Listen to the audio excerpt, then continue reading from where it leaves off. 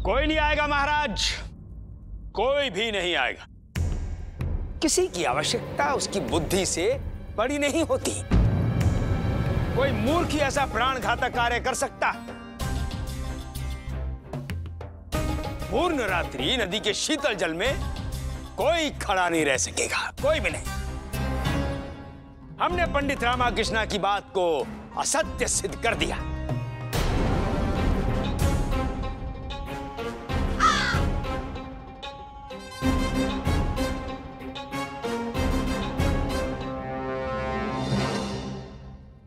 महाराज,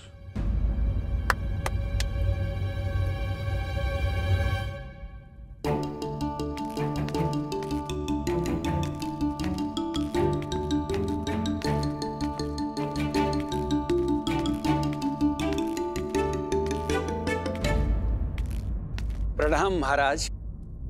आइए। कौन है आप? मैं शांतिया हूं मंत्रीवर। महाराज की घोषणा सुनकर आया। मैं पूर्ण रात्रि नदी के जल में खड़ा रहने के लिए तैयार हूं।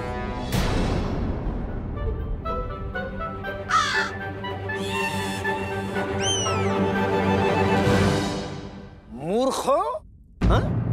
मूर्खो जो अपने प्राण त्यागना चाहते हो। मान्यवर, मैं आपके साहस की प्रशंसा करता हूं, परंतु आप जानते हैं ना, जो कार्य आप करना चाहते हैं वो अत्यंत ही कठिन है। जीवन से कठिन कुछ नहीं है पंडित जी। मुझे धन की आवश्यकता है, मेरी व्यवस्था को समझें। ऐसी क्या व्यवस्था है आपकी जो आप अपने प्राण देना चाहते हैं? निर्धनता से बड़ी और क्या व्यवस्था हो सकती है? मेरी पत्नी बहुत अस्वस्थ है, उपचार कराना है। मेरी पुत्री का विवाह तय हो गया है।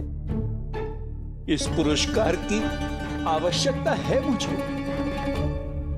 यदि ऐसी परिस्थितियां हैं तो आप महाराज से सहायता मांग सकते थे।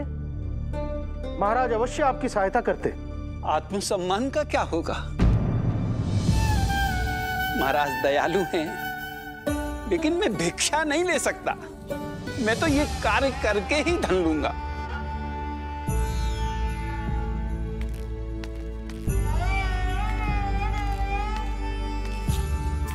देखा गुरुवर, इनकी आवश्यकताएं इन्हें ये करने पर विवश कर रही हैं। ये जानते हैं ये क्या करने जा रहे हैं, परंतु फिर भी ये यहाँ आए। बातें करने वाले बहुत देखे हैं हमने पंडित रामाकृष्ण। नदी के शीतल जल में पैर भी नहीं रख पाएंगे ये मात्र दावा नहीं है आचार्य। मैं चुनौती स्वीकार करने के लिए प्रस्तुत हूं। उचित है, परंतु यदि आप चाहे तो हम आपकी आवश्यकता के अनुसार आपको धन प्रदान कर सकते हैं। भिक्षा लेने से तो प्राण देना अधिक उत्तम है महाराज। एक बार पुनः विचार कर लीजिए। जल इतना शीतल है कि सूर्य के ताप के बाद भी हमारे सेना के हाथी उस जल में प्रवेश करने से भयभीत हो रहे हैं। मैं अपने निर्णय पर अटल हूं महाराज। उचित है, हम आपके विचारों का सम्मान करते हैं। जैसा आपका निर्णय, तो ये तय रहा। आज रात्रि आप कटी तक शीतल जल में केवल एक वस्त्र में खड़े रहेंगे। यदि कार्य संपन्न हुआ तो कल प्रातःकाल हम आपको 10 सहस्त्र स्वर्ण मुद्राओं से पुरस्कृत करेंगे।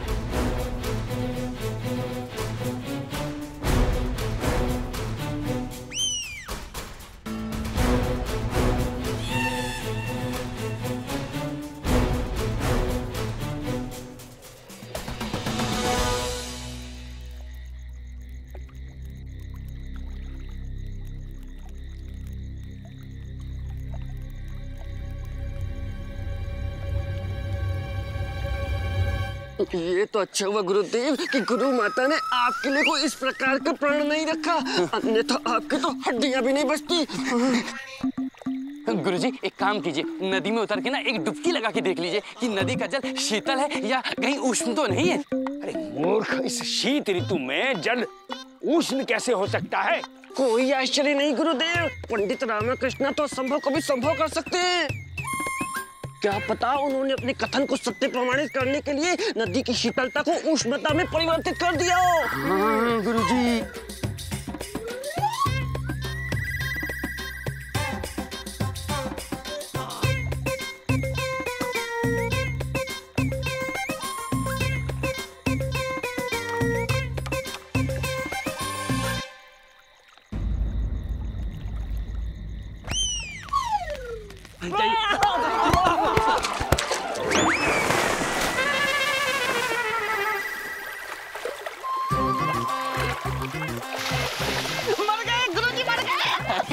अरे मर नहीं गए, गिर गए गुरुजी, गिर गए। अरे जल इतना शीतल है, गिर गए तो मर भी जाएंगे।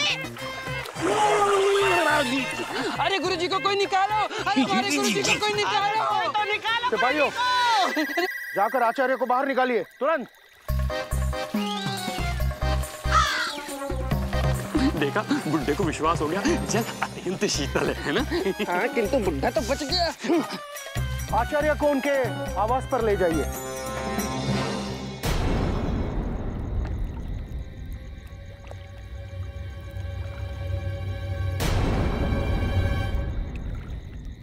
एक बार पुनः विचार कर लीजिए शांतैया काका। शीतल जल में वो भी रात्रि भर रहना प्राण घातक हो सकता है। मेरे पास कोई अन्य विकल्प नहीं है। ये अवसर तो मेरे लिए वरदान है, मैं इसे खोने नहीं दूंगा। मुझे भली भांति विदित है कि आप जो भी कर रहे हैं अपने परिवार के लिए कर रहे हैं। ठीक है शांतैया काका, आप माँ काली के नाम का जाप करते रहिए, वो आपका कार्य अवश्य सिद्ध करेंगी। मैं भी माँ से आपके लिए प्रार्थना अवश्य करूंगा। मैं आपका बहुत आभारी हूँ पंडित रामकृष्ण जी।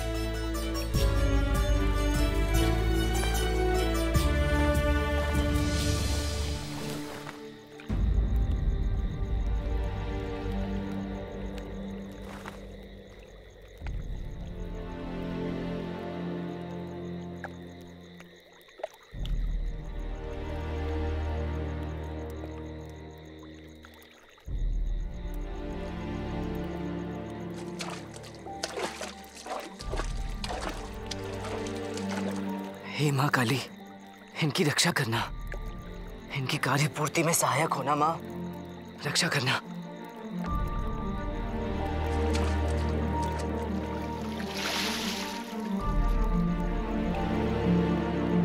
चलिए पंडित रामकृष्ण, हम भी इनके लिए प्रार्थना अवश्य करेंगे।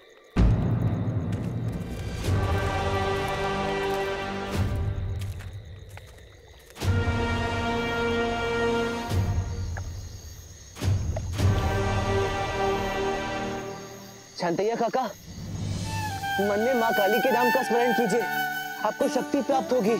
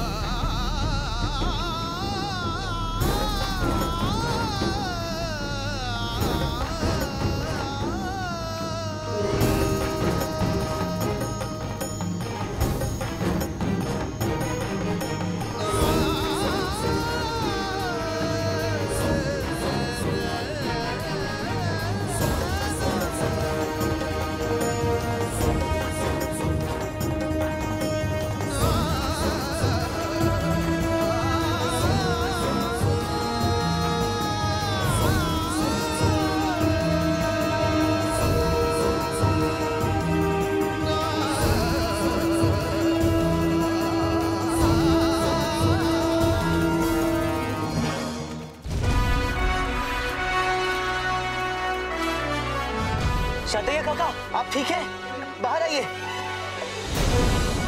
सैनिकों, इन्हें बाहर लेके आओ।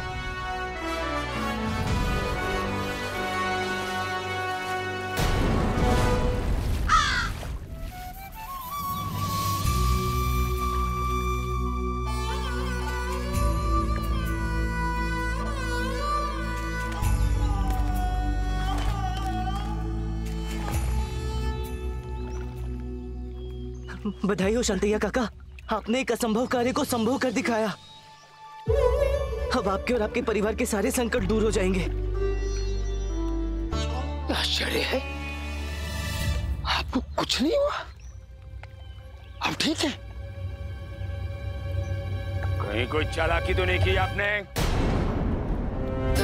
पूर्ण रात्रि नदी के शीतल जल में कैसे खड़े रहे? ये तो असंभव है, पूर्णतः असंभव। हाँ, रात को चुपके से नदी के बाहर तो नहीं आए? सैनिकों, ये पूरी रात्रि जल में ही थे ना? जी महामंत्री जी, ये रात भर पानी में ही थे। जी मंत्रीवर, एक क्षण के लिए भी जल से बाहर नहीं निकले, पूरी रात जल में ही रहे। मैं स्वयं यहाँ उपस्थित था। अद्भुत कार्य किया है आपने संतैया। कैसे किया? उधर दूर मंदिर में एक दीपक जल रहा था। मैंने अपना सारा ध्यान उस दीपक की लौ की तरफ केंद्रित कर दिया। उसके प्रकाश को अंतर मन में अनुभव करता रहा, जैसे उष्णता दे रहा हो। माता काली के नाम का जप करते हुए दीपक की लौ पर ध्यान केंद्रित कर शीतलता से ध्यान हटाया। इस प्रकार रात्रि पूरी हो गई। यही तो इन्होंने चालाकी की और सबको धोखा दिया महाराज। अन्यथा कोई किस प्रकार इस शीतल जल में पूर्ण रात्रि खड़ा रह सकता है? इन्होंने दीपक का सहारा लिया, उसकी उष्णता ग्रहण की, तभी इस शीतल जल में खड़े रहे। संतैया अपने कार्य में असफल हुआ है महाराज। अरे ये कैसा अनर्गल प्रलाप कर रहे हैं आप गुरुवर? ऐसा कोई बंधन तो नहीं रखा गया था ना कि दूर रखे दिए को नहीं देख सकते? पंडित रामाकृष्णा, क्या ये तय नहीं हुआ था कि एक तिनके का भी सहारा नहीं ले सकते? बोलिए, तय हुआ था या नहीं हुआ था? जी हुआ था, पर हुआ था। अरे तिनका तो छोड़िए, इन्होंने तो पूरे दीपक का सहारा ले लिया, उष्णता ग्रहण कर ली। परंतु गुरुवर आप क्या परंतु पंडित रामाकृष्ण? जब देखो किंतु परंतु किंतु परंतु किंतु परंतु। इसने शारीरिक अथवा मानसिक जो भी सहारा लिया तो है ना? बोलिए, सत्य है या नहीं है? हाँ सत्य है, परंतु बस हो गया निर्णय महाराज। पंडित रामाकृष्ण ने भी स्वीकार कर लिया कि संतैया अपने कार्य में असफल हुआ है। अब इसे 10 सहस्त्र स्वर्ण मुद्राएं तो क्या, एक फूटी कौड़ी भी प्राप्त नहीं होनी चाहिए।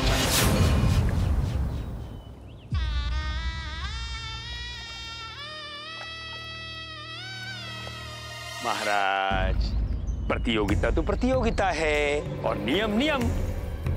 संतैया नियमों का पालन नहीं कर सका, बात यहीं समाप्त हो जाती है। क्यों पंडित रामाकृष्ण? पंडित रामाकृष्ण,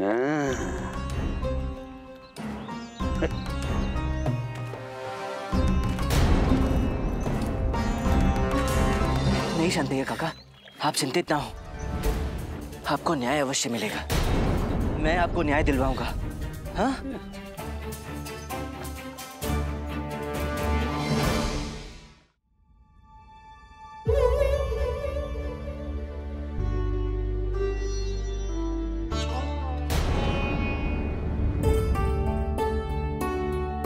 उठा लो। क्या? आपके सामने इतने सारे व्यंजन हैं, उठा लो और खा लो। आपने सुबह से कुछ भी नहीं खाया है।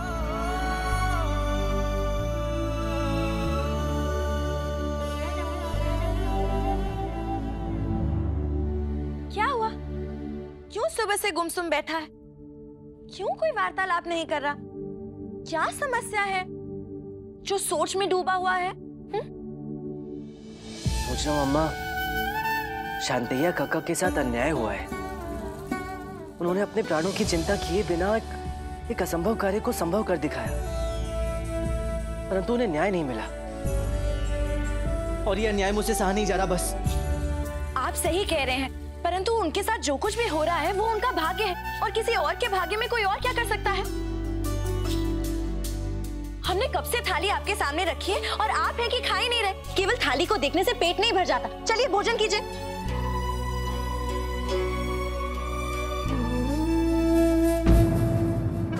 क्या कहा तुमने? क्या कहा? फिर से कहो। भोजन कीजिए। और क्या कहा? नहीं, उसके बाद क्या कहा?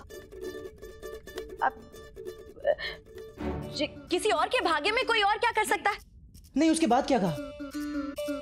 केवल थाली को देखने से पेट नहीं भर जाता, खाना भी पड़ता है। चलिए खाइए।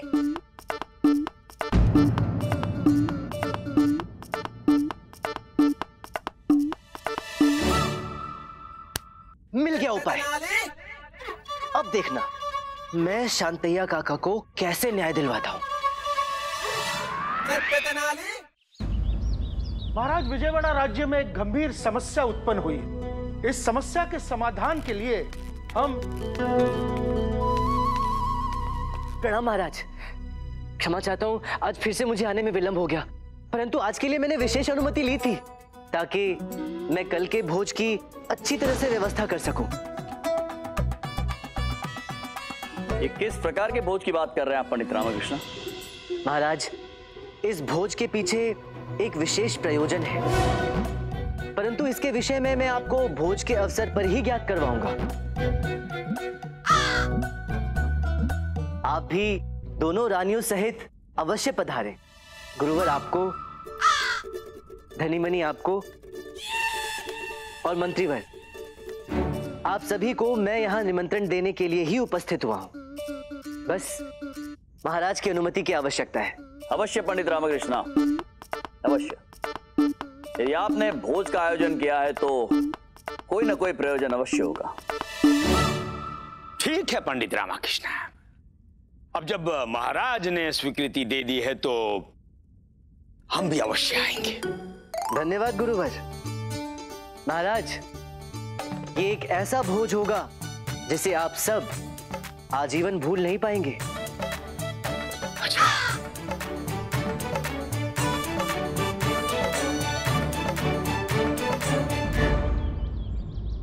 अरे सब जल्दी जल्दी करो, उनके आने का समय हो गया है।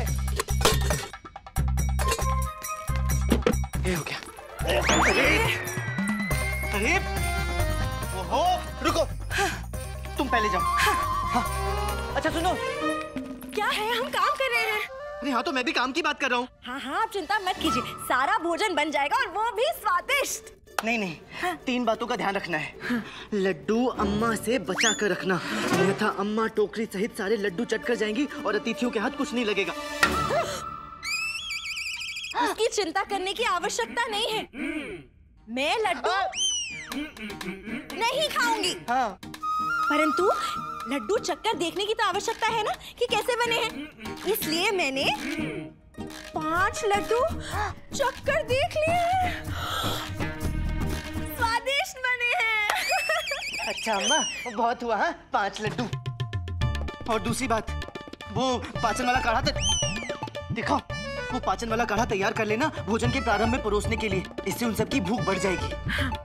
आप 5 बार स्मरण करा चुके हैं, हमने काढ़ा तैयार कर दिया है। हाँ? महाराज कृष्णदेव राय पधार रहे हैं।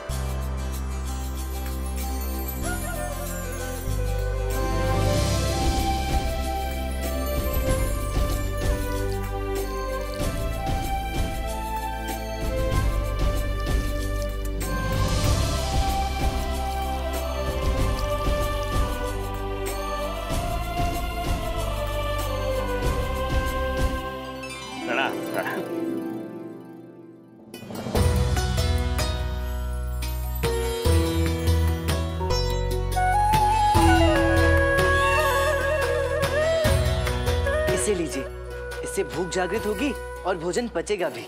लीजिए।